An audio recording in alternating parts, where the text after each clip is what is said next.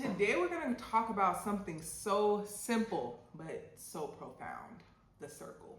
Growing up, I was never into geometry. After sixth grade, I honestly don't remember getting above a C because I just didn't understand the value of math. It was so abstract and in a way that didn't really have a purpose in life. You know, outside of counting money and understanding time, I just felt like, why am I understanding, or why do I need to understand these higher level algorithms if they're not really going to help me in my everyday life? And it wasn't until I started getting into sacred geometry and really understanding the fact that geometry is in our everyday life, it's at that point that I realized geometry is actually really fascinating. And so now my art practice has really shifted to be all about geometry. And if you think about it, when you're learning to draw, what you're usually told is that everything breaks down to a shape, and it's true. Circles, squares, rectangles, etc. All of those are essentially the building blocks of every single thing you see. Like, look around, everything can be pretty much categorized by those same shapes. So today we are going to give a little reverence to the circle. Now, why is the circle so amazing? Well, to me, it's really amazing because of the things that it represents. The circle, when you look at it, let's just take this pasta cap. Let's look beyond just it being a pasta cap. Let's look beyond it being a circle. This shape is ongoing and continuous. It never stops. So the amazing thing about the circle is that it represents eternity. It represents, think about it, think about the clock. The clock is in the shape of a circle because time is cyclical, it's eternal, it never stops. And does it even ever start? This is where the circle becomes really philosophical. What this shape is making me feel like is that everything starts with one. It's like a deep soul feeling that I just know, like everything starts with one. I was looking at this diagram of cells and how there starts off as one cell and then the cell breaks off into two and then it just continues to break off. So even in science, we see that this one cell, and the cell is like in a circle, a circular shape. It starts off as one. So the circle is a very simple shape, but it is very profound because it represents unity, eternity, and oneness. What a beautiful concept. So today in our meditative art practice, with the idea of unity and oneness in mind, we're gonna draw a circle. I know it sounds so simple, and it is, and that's the good thing about it. So I have two things that I'm gonna use to draw a circle. I have a compass, which this is really great because it allows you to create accurate circle sizes. You don't really need this. You may have not even used this since high school or college, but it's very helpful to have. You don't need it though for the sake of this exercise. If you want, you can just use something like a cap that's in the shape of a circle. The goal of this exercise is really to appreciate the shape of a circle. It's to appreciate unity. It's to feel a sense of unity within yourself as you make a circle. It sounds very simple again, but this is it's an art practice that must be experienced in order to understand where we're going with it. I also have my notebook, and you can use whatever you want to draw your circle in. It really doesn't matter, just as long as you have something to draw with. Okay, I'm going to start off with this top. The easiest way to draw a circle is to literally trace one. So I'm going to set this in the middle of my paper, and I'm just eyeballing it. I'm not really measuring it because this exercise is not really about perfection. It's just about contemplating the idea of a circle. So I have my cap in the middle, and now I'm going to hold it in place and just trace around this cap. Okay. It's got a little bit wonky. I think this is right here, has a little bit of a weird shape, but it's okay. The circle is still there. The idea of the circle is still there. I'm gonna erase this just so it is a little bit neater. And this is my circle. It's from here that you can choose whatever medium that you like. Today I'm going to be using oil pastels. I don't really like oil pastels, which is why I'm actually gonna be using them today, because I want to use these up, and I usually use watercolor, but I feel like why not? Let me use these. So I'm gonna be using these Pentel Oil Pastels, and I am just going to choose this blue color. And the reason why I say this is a very meditative activity is because there's not really a lot of thinking when it comes to drawing a circle. And that's where it becomes meditative, because you can turn your brain off and simply draw a shape.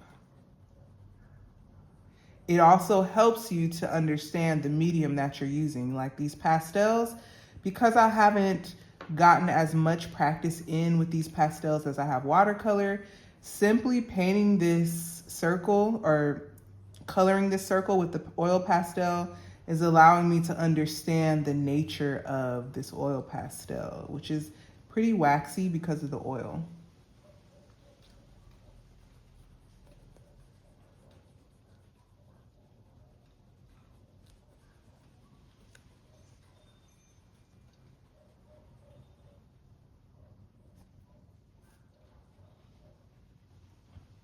I'm just taking my time coloring. As I color, I'm noticing every stroke, every movement of my hand. This is also where it becomes very, it just allows you to focus in on what you're doing. And I really like that.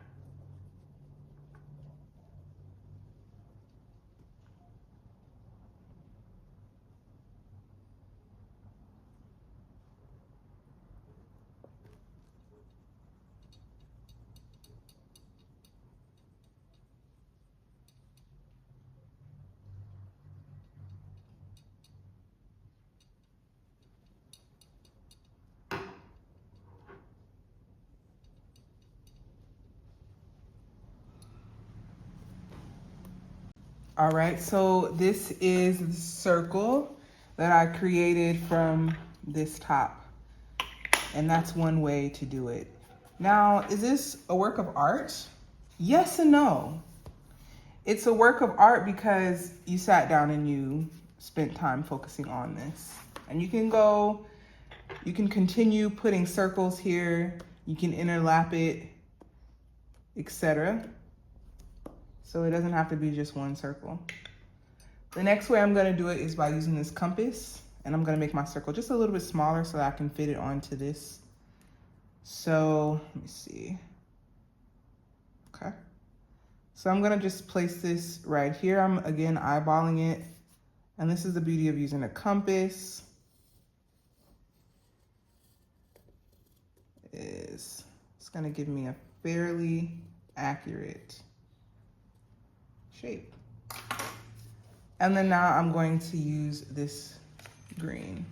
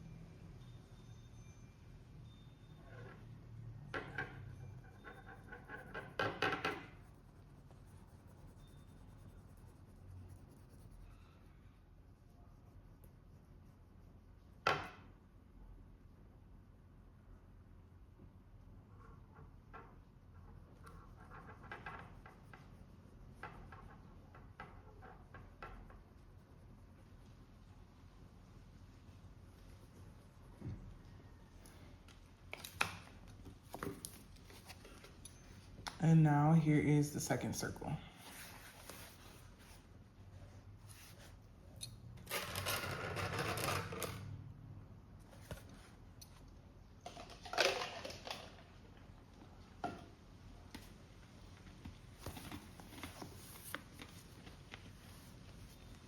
Okay, now let's do one more just to have something on this side.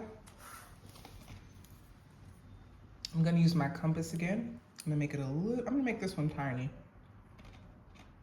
So I'm gonna set it down. You know what? And I'm gonna make it intersect.